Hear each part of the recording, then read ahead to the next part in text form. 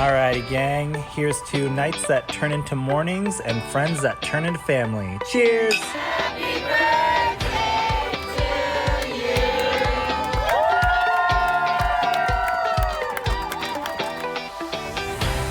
Hello. Welcome to the Friendship IRL podcast. I'm your host, Alex Alexander, and each week we explore what's working and what's not in our friendships, community, and connections. Have you ever wished you could sit down and have a conversation about what is really going on in your friendships? Well, you found your people. Join us as we dive into real-life stories and explore new ways to approach these connections. Together, we're reimagining the rules of friendship.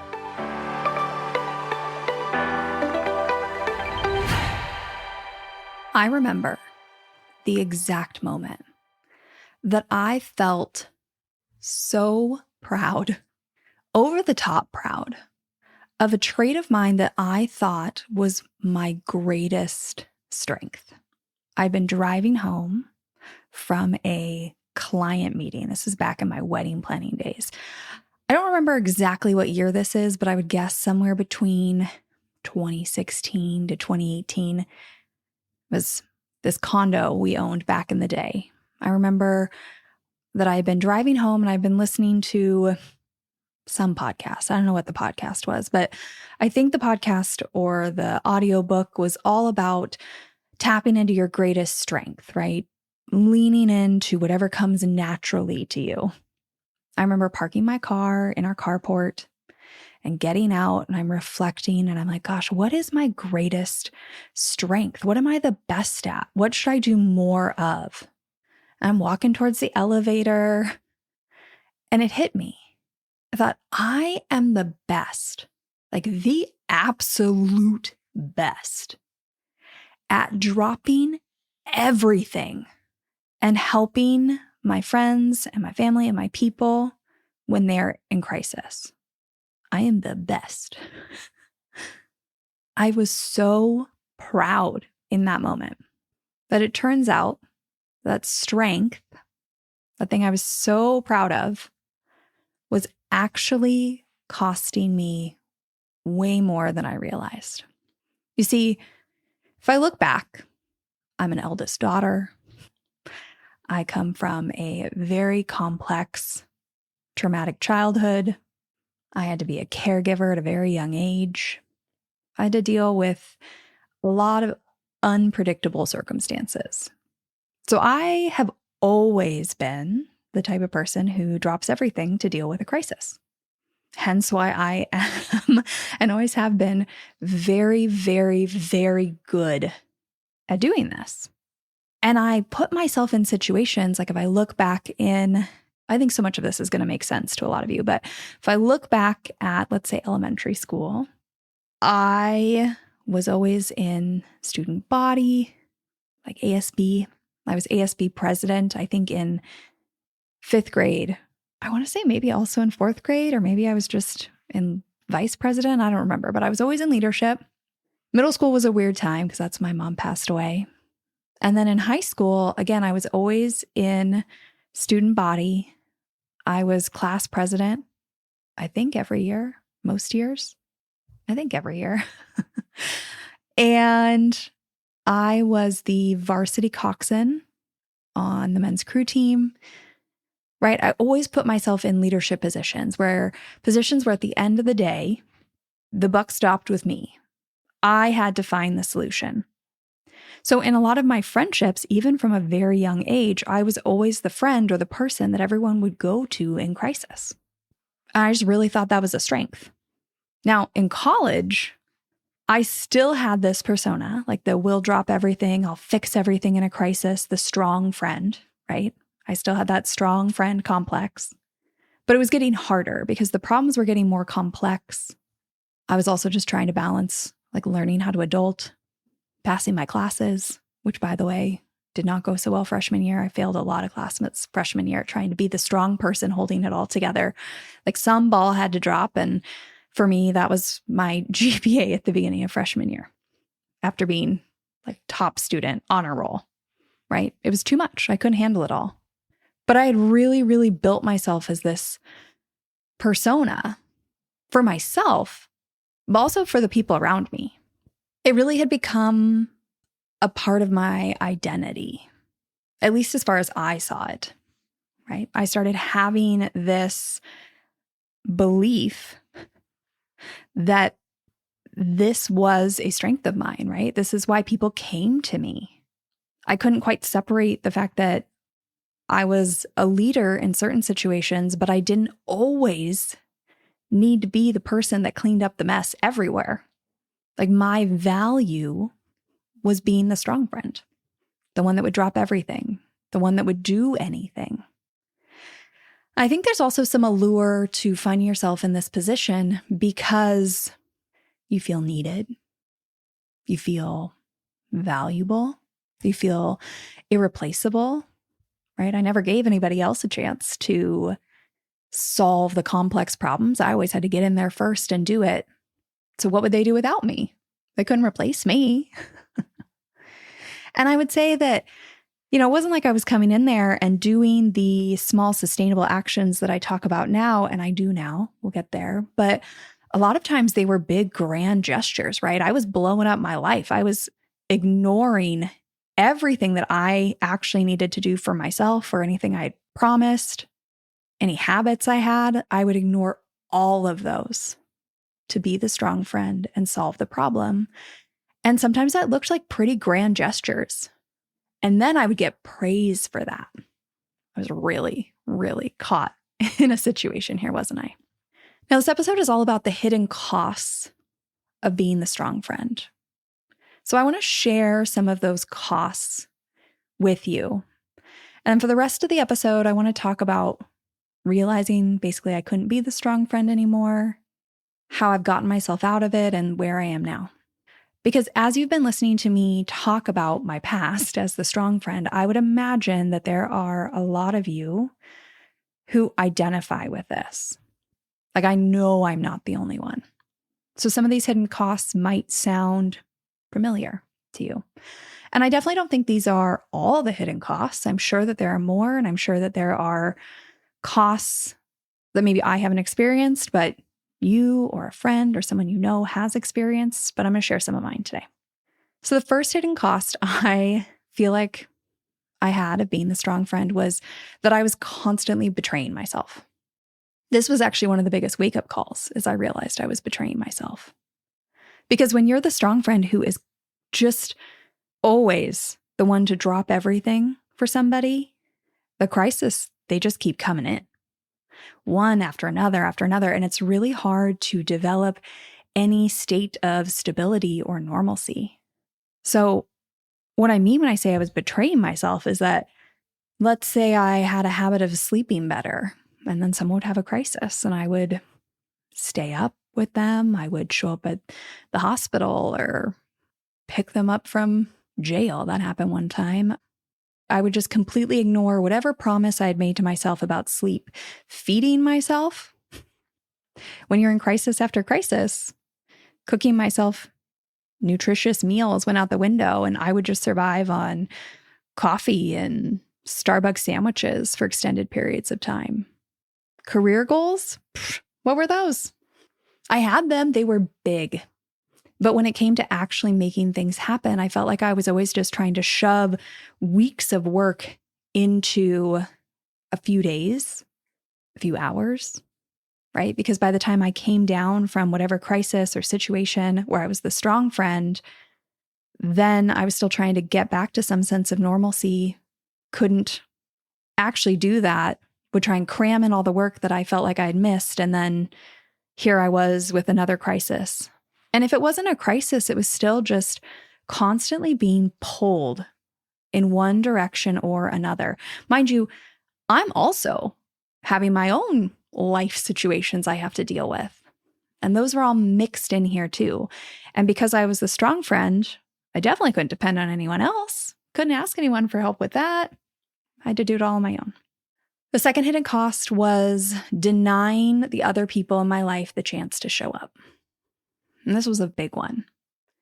Because not only, this is kind of a two-parter. The first one is that I was denying my friends the chance to show up for me because I believed, right, that part of my value to them as a friend was not only that I could show up for them and handle any crisis, but also that I could show up for myself. Like I could solve all my things on my own. And I have a lot of vivid memories. Like I think my friends knew. I have memories of them kind of calling me out, saying like, hey, you won't let anybody help you. Like I want to help you. And I really appreciate them, but I used to just shut them down and be like, no, like, thank you so much for saying that, but I don't need help, right? I was denying them the chance to show up for me. But the second part of this is I was denying them the chance to show up for each other because I always jumped in. I was always the midnight phone call or the person that had to be there for the crisis or would get them out of it, right? That initial person. And I had made myself indispensable. I always said yes. I always dropped everything. They never had a doubt that if they called me, I would say no. I denied them the opportunity to show up for each other, right? I didn't need to be the indispensable one or the star of the show. I didn't need to be the only person on their web. It's kind of what I did back in the day in my young 20s. I wanted them all to have each other. Don't get me wrong. I wasn't trying to deny them each other's friendships. In fact, I really encouraged them. But I really felt like this was kind of my role, and I would do anything to keep it. But it just meant that, like, what if I wasn't available? They never really had to call each other. And I'm sure they did, and I maybe just didn't know about it. But I really thought that this was my role, and it denied the chance to strengthen all the connections in the web. Now, the third hidden cost was that I had created unsustainable patterns.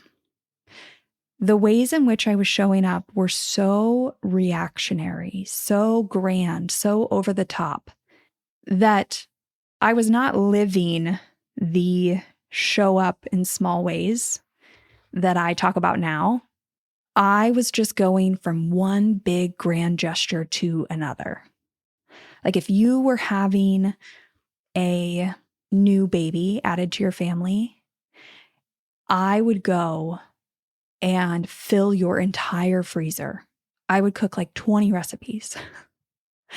And that would take days out of my life, right? Like that's a big, grand gesture. I would drop everything in the middle of the night if you had a medical situation or whatever. I would demand that you moved in with me/us, because Michael and I lived together at the time. I would do all the things, all of them. There's never a place where I would say no. Now, that's not to say that certain things were that disruptive to my life. Like, for example, when I talk about, I've already covered on the podcast, like I love having people stay with us. That one to me doesn't feel like that grand of a gesture. I get that it might be to a lot of people, but we have the space. We have, like, we love to do it. But doing that and all the other things I did, like if you want to do a grand gesture that just feels easy and natural to you, then do it. But I was doing things that I knew were way more than I really had the capabilities to do. Like I knew they were messing up all my promises to myself, all my habits, and I would do them anyways.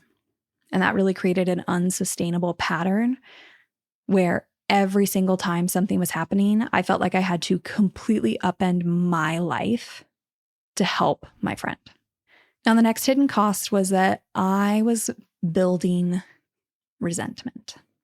This didn't happen at first, but the longer I allowed myself into this pattern, the longer I told myself that, right, I was the strong friend, I was the best at dropping everything, the more I did these big, grand, unsustainable gestures, I started to feel like I had to stay at that level. So if I was going to cook 20 recipes and freeze them all individually for somebody, I had to do that for everyone.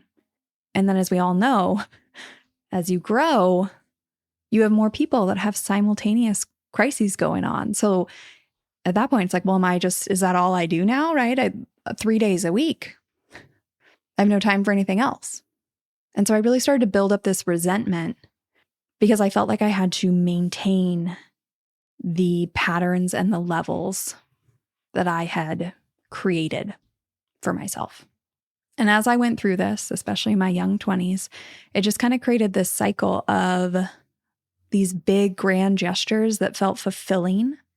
Because like, wow, I can't believe you did that for your friends, or you're so nice. Or, I mean, people praise you for this. Let me tell you. And on the back end, so much burnout over and over and over again. And as the frustrations built, I really found myself at this turning point where I started to reflect on what was happening here. Like, what was going on?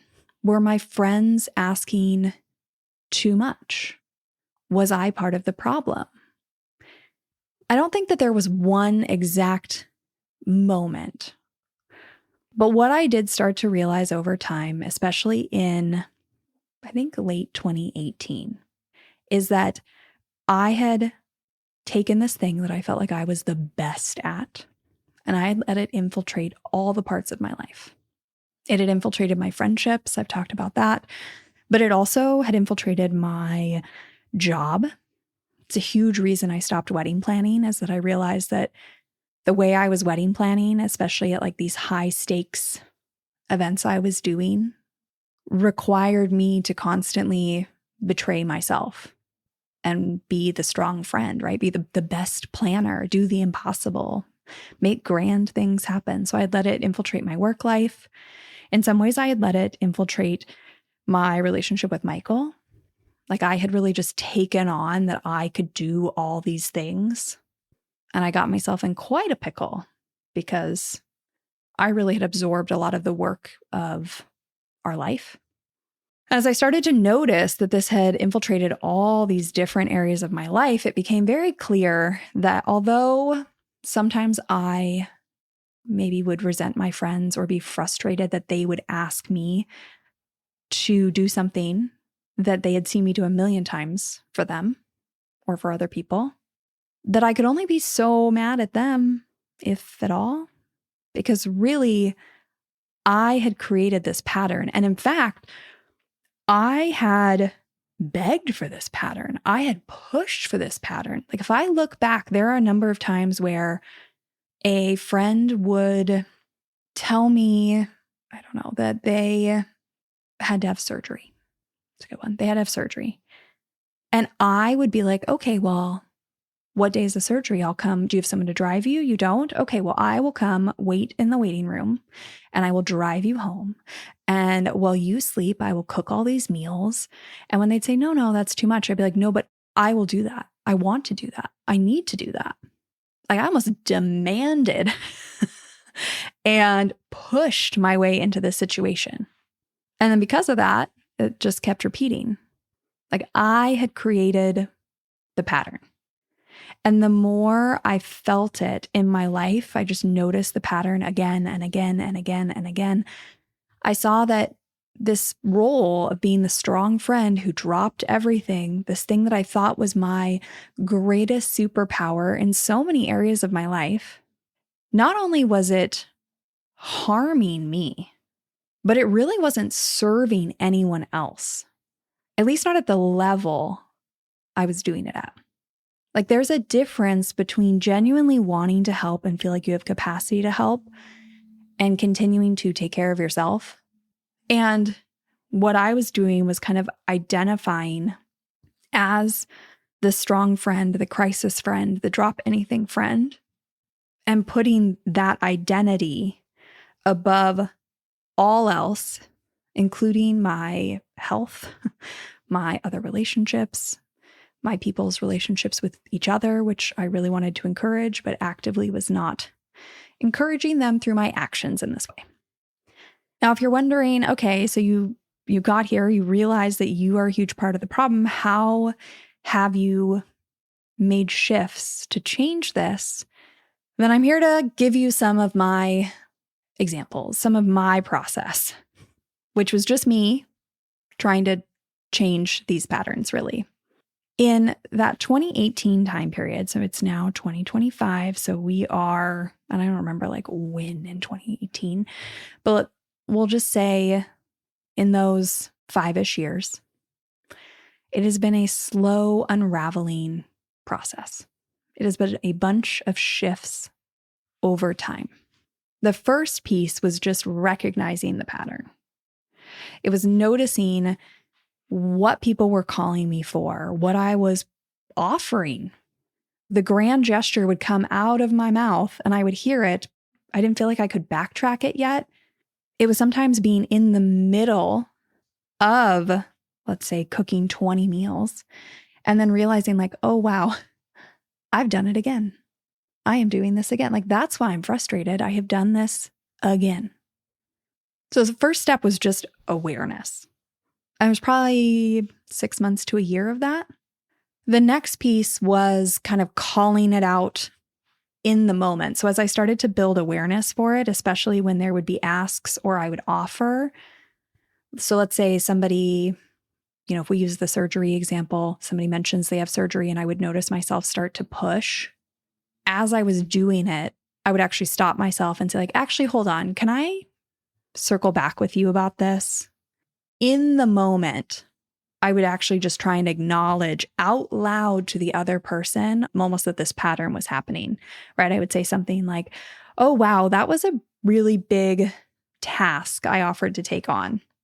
And now that I'm saying it out loud, I actually don't know if I'm going to have capacity for that. So can I think about how to make that more manageable? Because I do want to show up for you. So that was me managing myself. Now, I think where a lot of people get caught up, a lot of the stories I hear, right, is you want to make these shifts. You set a bunch of boundaries and your friends have an adjustment, right? Because they're very used to this identity I had of being the strong friend, whether that's me opening up to them or them asking for my help or me pushing my help on them, to be honest. And I want to remind you that this will also probably be a small shift. Like people will probably still come to you for things and it's not going to feel right because you're trying to make this transition. So I think what I did here, the biggest thing I did was this idea of bridge boundaries, not wall boundaries. So what I mean by that is if somebody asked me like, hey, can you pick me up from surgery? Can you stay the night? And actually, can you like stop by a couple times that week? And you're like, that's a lot, but guys, I really did stuff like that.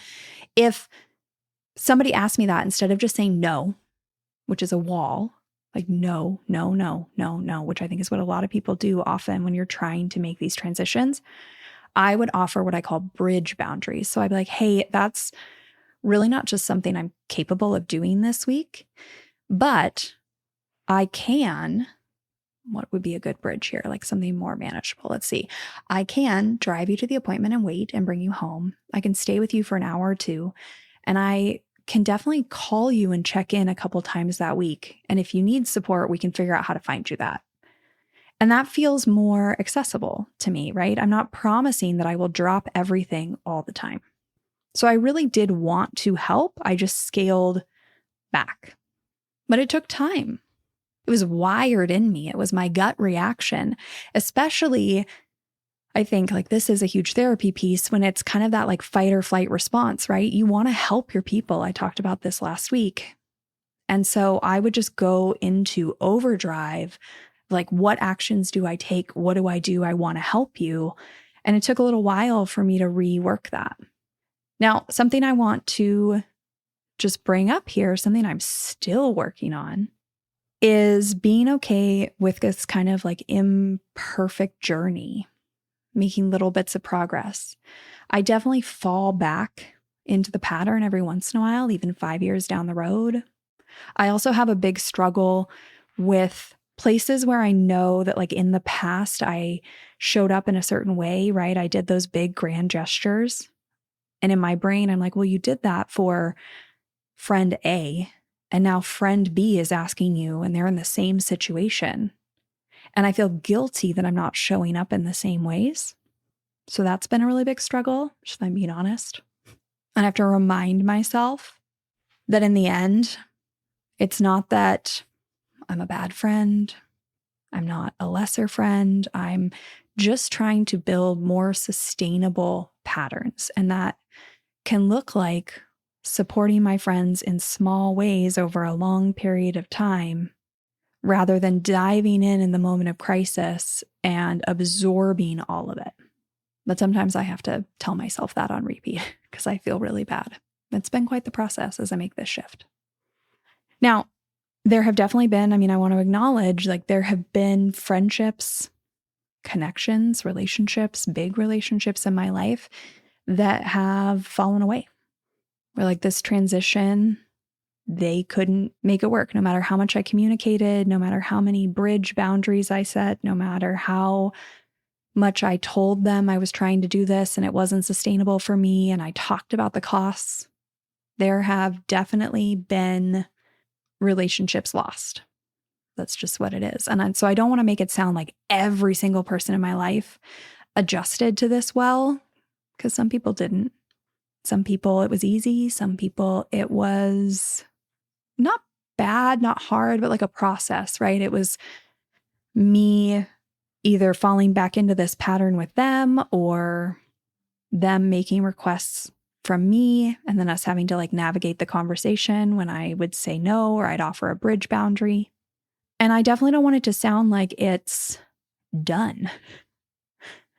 I guess that's how I want to close out this episode, is I want to tell you that this is by no means a perfect transition. I am still working on this. I probably still will be working on this. But if you are listening to this episode and you are the strong friend, then I guess by recording this episode, I hope that it's just permission to start making small shifts. That it doesn't have to be a bunch of hard boundaries and overnight changes, but it really can just be a bunch of little shifts and changes and moments of awareness, and that they do add up over time. Because I would say that as much as I sometimes fall back into an old pattern or say yes when I should have said no, or initially offer a little bit grander of a gesture, for the most part, I am now in a place where the ways that I show up feel way more sustainable. Way more sustainable. And I talked about this, if you go back and listen to last week's episode about showing up, one of the biggest things I would suggest if you are the strong friend is listening to last week's episode, because one of the biggest things that has helped me is kind of breaking down showing up and support into the 4 initial phases, right? The initial safety phase, immediate needs, basic needs. And then kind of that secondary, we're still in crisis phase. And then the 3rd phase of kind of getting people more stable a little bit. And then the 4th phase of that longer term support as everything kind of reintegrates. And the reason I'm telling you to think about those phases is because if you are the strong friend, you are probably coming in hot in those initial 2. At least I did. You are jumping into action. You are ready to fight. You are ready to make things happen. And what I've found is there are definitely times where I still need to do that, right? I need to get somebody to safety. Something is wrong. But for the most part, I've actually shifted a lot of my support into more of the final 2 phases, the ongoing, because it allows me to take myself out of that reactionary piece and create something way more sustainable that integrates into my life. And it's also a place where a lot of people don't get the support they need. So even though it may not be the initial jump to action, solve all the problems, be the person who does the crisis thing, it still adds up. It's still valuable and important support. Now, if you're listening to this and you are the strong friend and there is a piece of this I did not cover, I would love to hear your experience. This is my experience of being the strong friend. It is by no means everybody's experience. And actually, I would really, really suggest, if you haven't already, one of my favorite episodes is episode 85. It's called Shifting People-Pleasing Habits with Deb Blum. And although it's not exactly about being the strong friend, it kind of is. She talks about how she's always the friend that's there for everybody else, right? That can listen to everyone else, that can be there for everyone else, but she never lets anybody else see her or know her or show up for her, which is I think just kind of another version of being the strong friend. So whatever your version is, I'd love to hear about it. Well, since I'm kind of on this connection support train, done a little series here, next week's episode is about asking for and receiving support. So be sure to tune in next week to hear about that. Thank you for listening to this episode of Friendship IRL. I am so honored to have these conversations with you, but don't let the chat die here. Send me a voice message. I created a special website just to chat with you. You can find it at alex.chat. You can also find me on Instagram. My handle at it's Alex Alexander, or go ahead and leave a review wherever you prefer to listen to podcasts. Now, if you want to take this conversation a step further, send this episode to a friend. Tell them you found it interesting and use what we just talked about as a conversation starter the next time you and your friend hang out. No need for a teary goodbye. I'll be back with a new episode next week.